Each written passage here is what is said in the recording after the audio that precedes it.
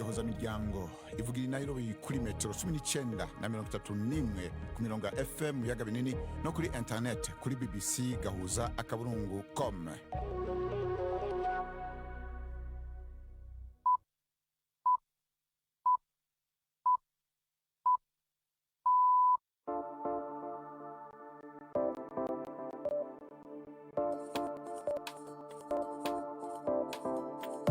Ni isaha imwe n'igice z'ijoro i Nairobi, ni isaha 12 n'igice z'umugoroba mu Burundi no mu Rwanda.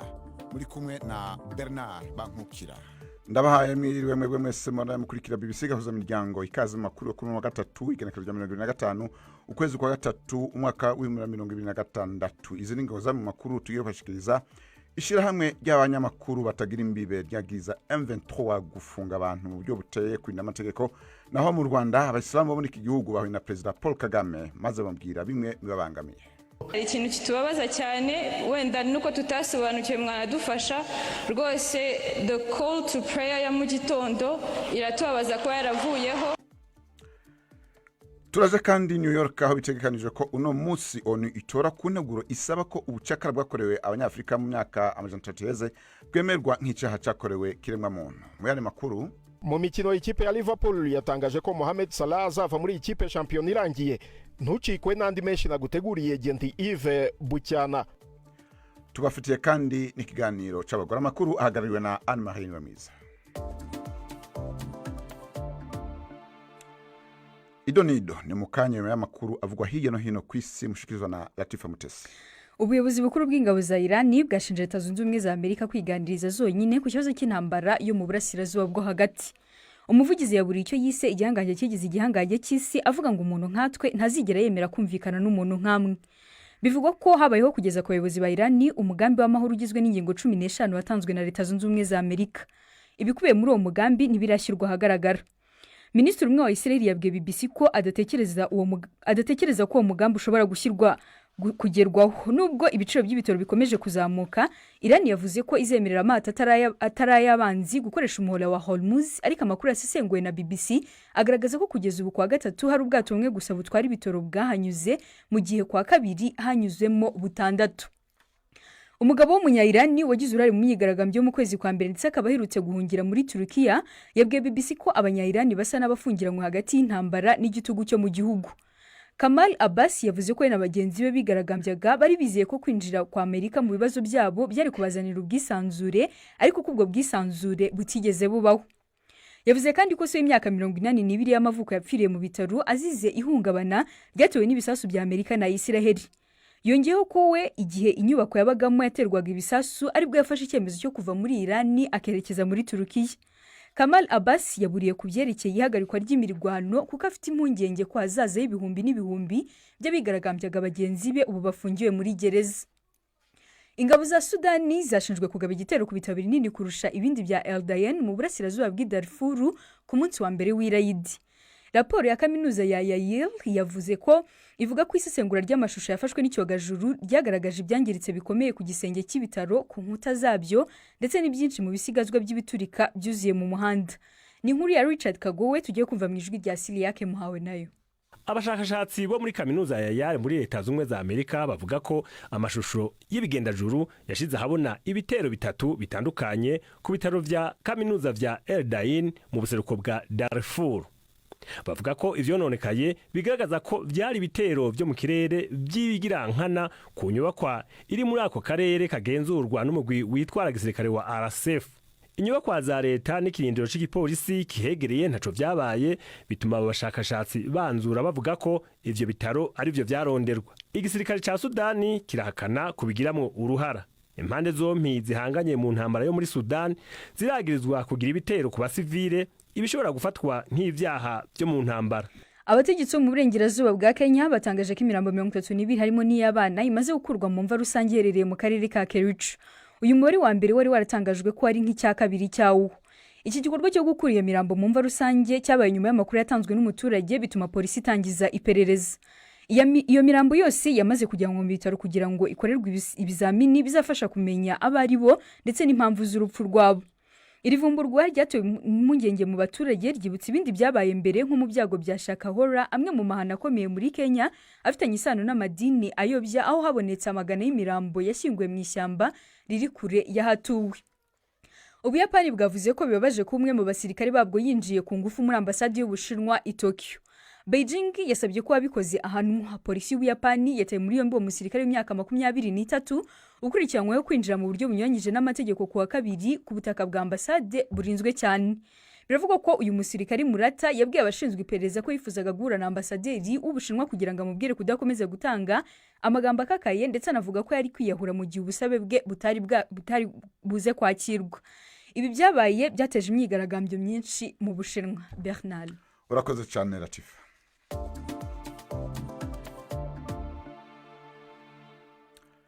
Leta y'u Rwanda yamiriye kure ibyatangaje n'umuvugizi wa leta ya Repubulika ya Demokarasi ya Kongo Patrick Muyaya, aho avuga ko hari abantu bataramenyekana bagerageje gucengetera muri hoteli Denise Tshisekedi yaracumbitsemwo mu byo Kinshasa, yumvikanije ko byari bifise intego yo kumugira nabi. Denise Tshisekedi ari mu rugendo rw'abatandukanye bakuru b'ibihugu bitabiriye ubutumire bwa Melania Trump, umutambukanyi wa President Donald Trump wa Leta Zunze Ubumwe za Amerika. Inkuru mushikiriza kandi na Latifa Mutesi.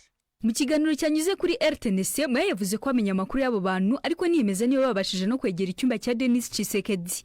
Yavuze ko bari gukorana n'ubutegetsi bwa Amerika ngo basobanukirwe neza ibyabaye, ndetse yongera gutera urujijo avuga ko bishoboka ko Kigali bifitemo uruhare nubwo nta gihamya n'imwe yatangaje. Ambasade y'u Rwanda i Washington DC yasisohora itangazo ku rubuga rwa X ivuga ko ibyo byose ari ibinyoma bigayitse. Yavuze ko umwe mu bashinzwe umutekano w'umunyarwanda w'umunyacyubahiro yahuriye gutyo gusa n'itsinda rya Repubulika ya Demokarasi ya Kongo mu kirongozi rusange cya hoteli.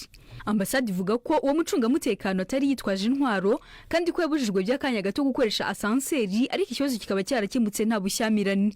U Rwanda ruvuga ko nyuma y'iki kibazo rwahisemo kwimura itsinda ryarwo rikava muri iyo hoteli, ariko rukemeza ko ryatotejwe ndetse rikanafatwa amashusho n'abantu bataramenyekana. Mbere y'iri tangazo, Arthur Asimwe wungirije ambasaderi w'u Rwanda muri Amerika yari yamaganye video yakwirakwijwe na bamwe bivuga ko bashyigikiye leta Repubulika ya Demokarasi ya Kongo, aho bavugaga ko igaragaza abakorera u Rwanda bashaka kwica Denis Tshisekedi. Asimwe yavuze ko ibyo bisa n'urwenya, agira ati ninde ujya kwica umuntu ari mu modoka ya ambasade. Yongeyeho ko hotel ari ahantu hakoreshwa na buri wese. Aya makuru avugwa n'impande zombi, BBC ntiyabashije kuyagenzura mu buryo bwigenga. Arakoze Latifa. Ishirahamwe ry'abanyamakuru batagira imbibe RSF riherutse gusohora icegeranyo c'amatohoza yaryo, aho ryagiriza umuhari w'inyeshamba M23 gufunga abantu mu buryo butekwe n'amategeko. Ishirahamwe rivuga ko ryavuganye n'abantu batari bake, aho baribwiye ko bamaze iminsi itari mike bapfungiwe mu konteneri mu buryo bwa kinyamaswa. Mu kanya navuganye na Haifa Mzalwat, umumenyesha makuru w'ubushakashatsi mw'ishirahamwe RSF. Ntabwo ndamubaza ingene begeranije ibiri muri iki cegeranyo. Oui, nous avons récolté plusieurs témoignages avec au moins 2 journalistes. Yego, twarashoboye kuvugana na benshi mu bo vyashikiye, harimo n'imiburiburi abamenyesha makuru babiri bashinga intahe ko bafashwe na M23 bamara iminsi myinshi bafungiye mu makonteneri. Bamwe bavuga ko bamaze y'amayinga menshi, aho basigura ko bari bafunzwe bunyamaswa. Nukuvuga baba barundanye baharugwa mu mirongo muri ivyo bisanduku vy'inyuma, ata muco ata muyaga. Bavuga ko bari bafise uburenganzira bwo gusohoka rimwe ku munsi mu gitondo gusa kugira baje kwihagarika. Ikindi gihe cyose baguma bugaraniwe muri izo kontineri, bagahabwa ivyo kurya rimwe ku munsi canke kabiri rimwe rimwe. Et parfois 2 repas par jour seulement. Ibi ni birego bikomeye kandi M23 irabihakana. Mbega irishirahamwe ryanyu rirafise ivyemezo nyavyo? Nous avons du coup croisé plusieurs sources évidemment. Twateranije amasoko menshi, birumvikana ko tutokwemeza ibintu tutahinyuje mu buryo bwimbitse. N'amatohoza yamaze amayinga menshi mbere n'amezi, kandi twishimikiza amasoko y'abantu n'amashusho yafashwe na satellite. Ivyemezo byose bigaragara twakoresheje byaragenzuwe, kandi byaduhaye ibindi vyemezo tudashobora gushira habona mu ntumbero yo gukingira abantu bari ku rubuga. Ariko ivyo turavyemeza kubera ko twateranije amasoko menshi kandi twaragize amatohoza yimbitse. Des vérifications approfondies. Mwaregera abarongoye M23 kuri ico kibazo babishwe ngo iki? Oui, nous les avons contactés évidemment par souci de. ego twarabarondeye mu ntumbero yo kubahiriza akarangamutima k'umwuga wo kumenyesha amakuru. Imbere umuvugizi wa M23 Lawrence Kanyuka yishuye ko amakuru ajyanye n'ifungwa ry'abamenyesha amakuru muri konteneri atagira ishingiro. Yashimangiye ko ari propaganda y'ubutegetsi bw'Kinshasa ifise intumbero yo gucafuza umuhari M23. Kubwiwe uwo muhari ntiwigera uhagarika abamenyesha amakuru kandi bafise ubwigenge bwo kuja iyo bashaka mu burere bugenzurwa nawo. Ariko uretse amatohoza RSF yagize kuri ayo makontenere n'ayandi mashirahamwe menshi aharanira agateka kazina muntu, mbere na ONU iramaze kwagiriza M23 guhonyanga mu buryo bukabije agateka kazina muntu. Violation des droits humains. Raporo ya RSF iravuga kandi abanyamakuru bapfunzwe. Mbega ibintu byifashe gute muri rusangi kuri abanyamakuru no ku binyamakuru? D'ici demain, Reporters sans frontières va sortir un nouveau. Ejo RSF izosohora icegeranyo gishasha kivuga ku kungene umunyamakuru amerewe mu karere k'ibiyaga binini. Ico cegeranyo cerekana ko hari hohoterwa ridasanzwe mu karere k'ibiyaga binini kandi ko Repubulika ya Demokarasi ya Kongo, cane ubuseruko bwa Kongo, ariho hari akaga. Twarabonye ko amaradiyo yasambuwe, impande zishamiranye zikagerageza kugenzura ibivugwa n'ivyandikwa n'abanyamakuru. Benshi mu banyamakuru barataye izabo. Hari ingorane nyinshi cyane ku banyamakuru nubwo bagerageza gukora akazi kabo mu bihe bitoroshye mu karere na cyane mu buseruko bwa Kongo. Plus à l'est de la RDC. Uyo yari Haifam Zalouat umunyeshamakuru ubushakashatsi mw'ishirahamwe RSF. Turacarondera umuhari M23 kugira ngo ugire icyo uvuze kuri kino cegeranyo, ariko ku rubuga rwa X uwo muhari urabihakana. Abayoboke b'idini rya Islam mu Rwanda basavye ko ubutumwa bwo mu gatondo buhamagarira kuja gusenga busubira kugaruka kuko ari kirumara mu kwemera kwabo. Babisavye mu mubonano bagiranye n'umukuru w'igihugu mu birori vyo kurangiza ukwezi kwa Ramadan. Guhagarika ubutumwa bwo mu gatondo ni kimwe mu vyemezo bikomeye byafashwe n'ubutegetsi buvuga ko ari ku nyungu zituze y'abanyagihugu. Nubwo President Paul Kagame atashobora vyemera, yasavye inzego zibijeje gusuzuma iki kibazo abona ko coroshe gutorerwa umuti. Jean-Claude Mwambutsa. Aha ni kuri Kigali Arena mu muhango wo gusoza ukwezi gutagatifu kwa Ramadani, umuhango wari watumiwemo n'umukuru w'igihugu Paul Kagame. Ku murongo w'abashyitsi b'icyubahiro hanagaragayemo Karidinali Antoine Kambanda uhagarariye Kiliziya Gatolika. Ni umuhango waranzwe n'amagambo ashimagiza ubutegetsi bwa Perezida Kagame, bavuga ko bwahaye agaciro umuyoboke w'idini ya Isilamu, yaba mufti w'u Rwanda cyangwa abandi bavuze. Ntawavuze ku misigiti imaze igihe ifunzwe kubera icyemezo cyafashwe na leta. Gusa mu bibazo bagaragaje harimo ibijyanye n'imyemerere nk'isengesho ryo mu gitondo. Rwose the call to prayer ya mu gitondo iratubabaza ko yaravuyeho. Adana kuriya bahamagara abantu ngo bajye gusenga ntago bikiba mu gitondo. Uyu muhamagaro wari uhagaritswe bivugwa ko indangururamajwi zo ku misigiti zitera urusaku rubangamira abaturage. Umukuru w'igihugu ntiyeruye ngo avuge ko akomoreye uyu muhamagaro wo mu gitondo, ariko yabaye nkuca amarenga. Yibajije niba hari ababangamiwe n'urusaku rw'amasaha ya mu gitondo kandi n'ubundi ari igihe abantu basabwa kubyuka. Anategeka Minisiteri y'Ubutegetsi bw'igihugu gusuzuma iki kibazo. Ku kibazo cy'ubumenyi, utanga inyigisho z'idini agomba kuba afite. Sheikh Nzeyimana Abubakar uyobora abayisilamu mu karere ka Rusizi yavuze ko hakiri imbogamizi. Ntabwo dufite kaminuza idufasha kuba nanone twakwigamo nk'abavugabutumwa. Bidusaba kujya mu bihugu bya kure, ariko nanone bikatugora, haba ari mu buryo bw'urugendo, mu buryo bwa mikoro.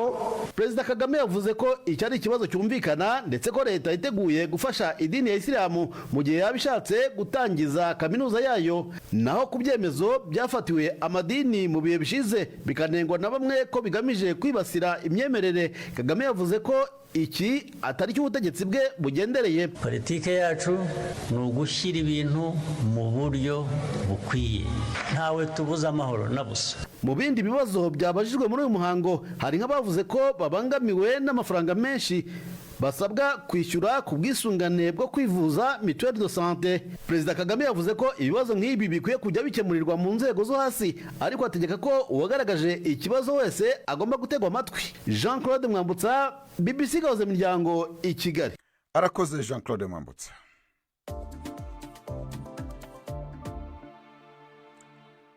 inama nkuru y'ishyirahamwe mpuzamakungu ONU itegerezwa gutora kuri uno munsi wa gatatu integuro y'icemezo cyashikirijwe na Ghana isaba ko urudandazwa rw'abacakara rwakozwe haciye imyaka 300 rwemerwa ku mugaragaro nk'icyaha gikorerwa kirema muntu. Perezida John Dramani Mahama wa Ghana yavuze ko integuro ari iy'akataraboneka, avuga ko yoshobora gufasha mu kumenya ukuri no kugurura inzira y'ugukira n'ubutungane bwo gushumbusha. Inkuru ya Prime Ndikumagenge. Iyo nteguro ishigikiwe n'ishirahamwe ry'ubumwe bwa Afrika Union Africaine ni gihe gikomeye mu gikorwa cyo kurondera ko makungu yemera akarenganyo n'ingaruka zo kugihe kirekire zandurutse kwicuruzwa y'abanyafrika nk'abaja hakurya ya Atlantique. Igihugu ca Ghana cemeza yuko intumbero yayo atari kuzora kaboze ahubwo kukavuza ukuri. Umushikiranganje wa Ghana ajejwe imigenderanire Samuel Okudzeto Ablakwa yabivugiye mu kiganiro Newsday cha BBC. What we are doing is to simply ico turiko turakora gushira ahabona ivyabaye muri kahise. Icuruzwa ry'abanyafrika baja kugurishwa hakurya ya Atlantique bimaze imyaka irenga 300 bibaye. Turacaba mu ngaruka z'ivyo bintu urunganwe inyuma y'urundi niba abantu baracahura n'ingaruka zo kumirwa n'amacakubiri yandurutse kukujana abantu mu buja hakurya ya Atlantique byatumye imiliyoni z'abantu batandukana n'iwabo kandi bajanwa kubaho mu bukene. Integuro y'iyo ngingo isaba abagize ONU kwiyumvira indishi canke inshumbusho yova kugusaba imbabazi icese kandi ku mugaragaro igashika kwisubizwa ry'ibiranga karanga byasahuwe bigatwarwa mu bihugu by'abakoze iryo curuzwa no mu gihe c'ubukoroni. Samuel Okudzeto Ablakwa avuga yuko abategetsi ba Afrika batarondera guhabwa amafaranga abona. Biteye kubiri n'umutima nama wacu kubironderamo amarongo. Twemera ko ata amafaranga uko yangana kose ashobora gushumbusha uko bikwiye ibyabaye, ariko tuvuga ko harabakwiye kubazwa ibyabaye. Reka rero dushireho inzira zo gushiraho ikigega kizofasha gushira mu mashure abakomoka bashizwe mu buja, kuko amwe mu mahano bakorerwa muri ubwo buja nuko bataja ku mashure. Hari n'amashure menshi atemera kwakira abirabure n'ibindi nk'ivyo. Ariko vyitezwe ko harabazogerageza kwanka iyo nteguro. Ibihugu vyahoze bikoronije Afrika harimo n'Ubwongereza kuva kera vyamye vyiyamiriza ibijanye no gutanga indishi canke inshumbusho, bivuga ko ivyabaye bitoshirwa ku gatwe k'inzego ziharubu. Bamwe mu bategetsi ba Buraya ntibanashaka kwico kibazo kigirwa ko ibiganiro, mu gihe bamwe mu banegura iyo nteguro muri Amerika bavuga yuko urunganwe rw'ubu rudakwiye kubazwa ivyakozwe nabi muri kahise. Ariko Ghana yizeye ko ukuri kuzoruhira kwemerwa kandi ngo nta witeze kwico gikorwa kizobica igihe kigufi. Arakoze Prime Ndikumagenge. Ubu naho tugaruke mu Rwanda mu rubanza gukunguruza rwa Madame Beatrice Munyenyezi ruriko rubera mu rugereko rwa sentare nkuru y'Inyanza. Abamunganira basavye sentare kumugira umwere kuko abatanze ivyemezo bavuguruzanya hagati yabo kandi ko nushikiriza amanza atabimenyetso bifadika bwatanze. Muri sentare nkuru ya Huye mu mwaka wa 2024 Beatrice Munyenyezi yari yagiriwe n'ivyaha vya genocide no gusambanya abagore ku nguvu. Yarungitswe mu Rwanda mu mwaka wa 2021 na Leta Zunze za Amerika. Ni inkuru ya Yves Bucana. Umwe mu bunganira Munyenyezi Maître Bikotwa yagaragaje ko abatangabuhamya nka Munyaneza Saddam na Nshimiyimana Jean Damascene batari bazi neza uregwa. Urugero yibanzeho cyane ni inama yiswe Karundura yateguye kandi ikemeza genocide muri Butare. Mu gihe abatangabuhamya bavuga ko iyi nama yabereye ku wari Perezida Sindikubwabo bavuguruzanya ku matariki. Saddam avuga ko yabaye ku itariki 20 z'ukwezi kwa kane, undi akavuga ko yabaye ku ya 21. Maître Bikotwa yagize ati dushingiye ku iperereza ryakozwe na CNLG, inama yo gushyira mu bikorwa genocide muri Butare yabaye ku itariki 19 z'ukwa kane, ibera mu nzu mbera byombi ya prefegitura iyobowe na Perezida Sindikubwabo Theodore. Urukiko rwabajije niba hataba harabaye inama ebyiri ku matariki atandukanye, ariko Maître Bikotwa ashimangira ko abo batangabuhamya bose bivugira ko hari inama imwe Karundura yo gutangiza genocide muri Butare, bityo kwivuguruza kwabo ku hantu n'igihe yabereye bigaragaza ko ibyo bavuga ari bihimbano. Ku bijyanye n'imbunda Munyenyezi ashinjwa kuba yari afite, umutangabuhamya Saddam ngo yavuze ko Munyenyezi yari afite imbunda nto pistole ari nayo yicishije umubikira, mu gihe Nshimiyimana we avuga ko uregwa nta mbunda yari afite n'uburyo uwo mubikira yishwe nabwo babutangaho amakuru atandukanye mu gihe bombi bavuga ko bari kumwe kuri bariyeri. Abunganizi ba Munyenyezi kandi bifashishije inyandiko mvugo yakozwe muri 1994 n'uwari burugumesitiri wa Huye Kanyabashi Joseph yerekana ko imbunda 11 zahawe abakonseye gusa, ari nayo mpamvu bagaragaza ko nta muturage wundi wayihawe. Ubushinjacyaha bwanenze iki kimenyetso buvuga ko iyo nyandiko ifite ubusembwa kuko igaragaza ko abasinyiye ko bahawe imbunda ari 7 gusa. Umushinjacyaha akibaza aho izindi mbunda zagiye. Mu gusoza Metre Bikotwa yasabye urukiko kugira umwere Beatrice Munyenyezi hashingiwe ko nta bimenyetso bifatika ubushinjacyaha bugaragaza. Ahawe ijambo Munyenyezi yagize ati maze imyaka 5 niregura ku byaha bya jenoside, ariko muri rusange maze imyaka 15 mbyireguraho kuva muri Amerika. Mu magambo ye avuga ko muri urwo rugendo umwe mu bana be yagize ihungabana. Ati ndifuza ko mwazasuzuma ibimenyetso byose mukandenganura. Urubanza ruzakomeza ubushinjacyaha bugaragaza ko ibimenyetso byabwo bifata koko kwemeza urukiko ko Munyenyezi ahamwa n'ibyaha bya jenoside yahamijwe n'urukiko rwa mbere. Arakoze Yves Bucana kuri inkuru rushikanye ku isaha 12:50 Mutarama mu Rwanda ni Kabuyenge mu Burundi. Ubu naho reka tubahonje kuruna gwejo.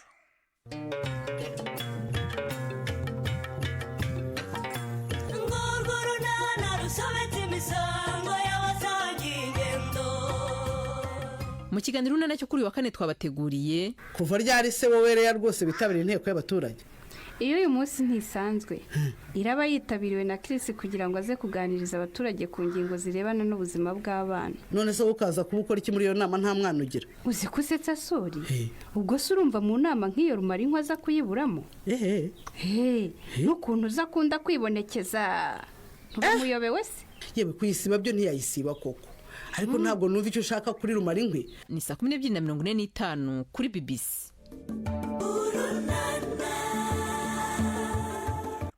Ubu naho reka dusubire duhikaze Yves Bucana amakuru y'inkino. Imikino kuri BBC yahuza imiryango.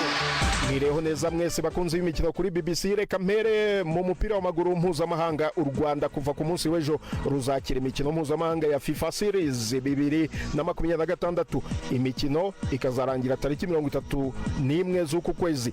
Itsinda A rizakinira ku kibuga cy'amahoro rigizwe n'u Rwanda, Kenya, Estonia na Grenada. Itsinda B rizakinira ku kibuga cya Kigali Pele i Nyamirambo rigizwe na Tanzania, Aruba, Liechtenstein na Macau. Ku munsi w'ejo hateganyijwe imikino ibiri yo mu itsinda rya kabiri. Aruba ikazakina na Macau, naho Tanzania ikazakina na Liechtenstein. Iri tsinda ryimuriwe mu Rwanda nyuma y'uko ibirwa bya Mauritius byikuye muri aya marushanwa. FIFA Series ni amarushanwa mashya yashyizweho n'impuzamashyirahamwe y'umupira w'amaguru ku isi FIFA mu rwego rwo gufasha amakipe y'ibihugu biva ku migabane itandukanye gukina imikino ya gicuti itajyaga ibaho mu buryo busanzwe.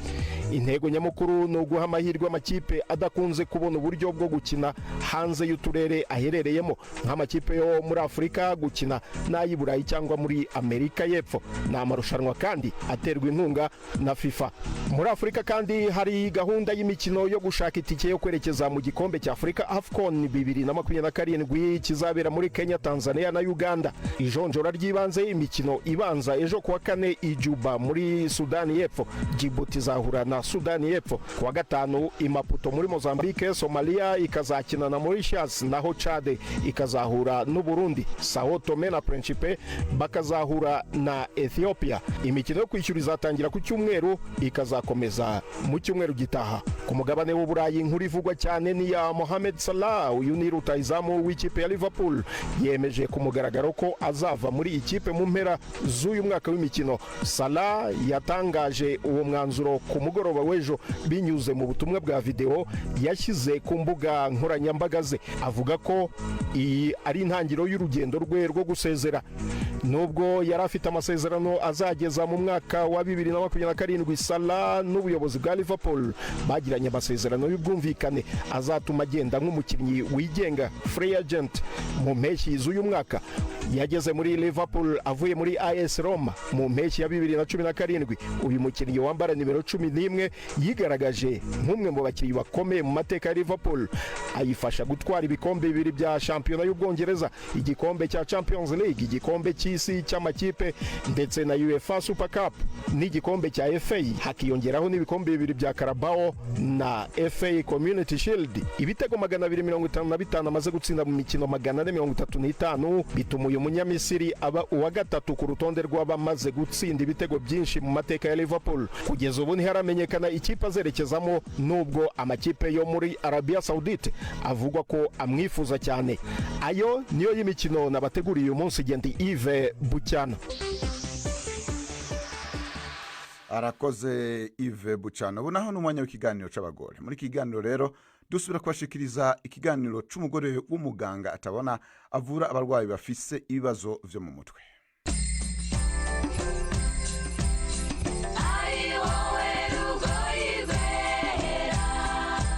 Mwiriho neza.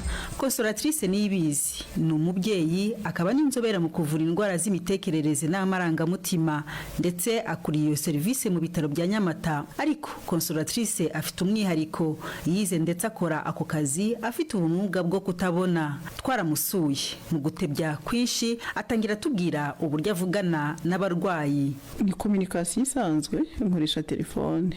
Uko ureba kuri telefone uka screen ikaguha amakuru, nanjye niko nyikoresha. Uretse ko none uburyo nkoresha ngiye butandukanye, ngiye telefone nkoresha inshyiramo application yihariye isohora amajwi. Watereka gatoya. Yego, ubu no kuvuga ngo nyakije ijwi kuryumva. Volume nariyongeyemo umubare igezeho nicyo yari imbwiye. Ubu rero ibindi ushatse no kujya ku mbuga nkoranyambaga nsanjyaho irambwira cyo nkonge ntega amatwi. Ahangaha juste WhatsApp, YouTube.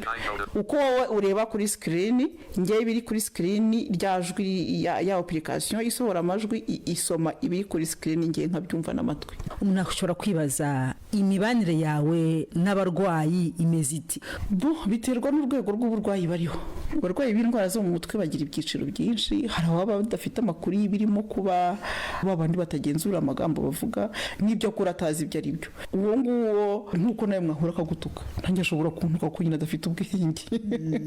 Ashobora no kuntuka arebye uko yambonye akavuga ngo yo ngo turi muganga, nguriya muganga ni impumyi, akabivuga gutyo. Ndi yadabuta rero ko manzi neza ku bibazo bafite babizi, yavuze gutyo ndamubwira nti niwe nari ndarabuze, ni ngaho se nkize. Ubwo rero bituma tubana neza. Amasomo yo kuvura Consolatrice yize muri kaminuza y'u Rwanda ngo ni inzozi yahoranye ari umwana muto. Cyakora rimwe na rimwe ngo ntibyari byoroshye akiri ku ishuri. Jewe rero mu bwana bwanjye numvaga nzaba muganga, nibyo nakundaga, nibyo nashakaga. Hariho gucibwa intege cyane kugeza no kuba arimo muri kaminuza benshi barabimbujije. Ndi muri promotion ya mbere yagiye muri kaminuza 2008 yashyizwemo yari y'abanyeshuri bafite umwe kutabona batandukanye, barabahungu n'abakobwa. Ishuri twari tugiyemo bwari ubwa mbere no babonye abantu nkatwe baje abanyeshuri babo, bumva ko dufite ibizatugora. Rero nge ndi determine ndavuga nti mureke noneho mbigerageze, nibyanga ubwo ni ngewe nzamba mpombye nzasubira inyuma mpindure. Ntabwo byananiye, narabishoboye kandi nari mfite amanota muri rusange yari meza. Rero uvuye aho ngaho uje ku isoko ry'umurimo, tubwira akazi ka mbere wabonye byagenze gute? Byari bigoye. Abenshi cyane twahuye barambazaga ngo ese ntibyaba byiza ugiye gukora muri bya bigo byanyu? Ibyo rero byagiye bituma ntinda kubona akazi kubera izo mpamvu. Yego, ariko nashatse akazi nariyemeje ko ibyo bigo bavuga ntazigera nanabikoramo, sinabishakaga kuko numvaga nshaka kugira performance impanganye n'abandi badafite ikibazo nk'icyo mfite. Narabiharaniye rero kugeza ubwo mbigezeho, numva rero nyuzwe. Ni naha rero dusoreje. Muramuke neza. Ni kuri kino kiganiro c'abagore turangirije kamakuru yo kuri no gatatu igenekerezo rya 2025 z'ukwa gatatu umwaka wa 2026. twabwiye ko ishyirahamwe ry'abanyamakuru ritagira imbibe ryagiriza M23 gufunga abantu bari mu abanyamakuru mu buryo buteye ku n'amategeko. Tubwira kandi ko abisilamu mu Rwanda bahuye na Perezida Paul Kagame bamubwira bimwe mu babangamiye. Eka twabashikanye no muri New York aho biteganijwe kuno munsi ONU itora ku nteguro isaba ko ubucakara bwakorewe abanyafrika mu myaka 300 iheze bwemerwa nk'icyaha cyakorewe kiremwa muntu. Amushobora gusoma n'andi makuru ku mbuga zacu zitandukanye zaba haba ku rubuga ngurukanabumenyi BBC akadomo.com agakwego gahuza n'imbuga nkoranyambaga. Aya makuru yarahagarariwe na Anne Marie Nomiza, muhinga bw'ivyuma yari Sharon. Kwizina ryabo bose bafashije kuri amakuru abashikirije ndabashimiye.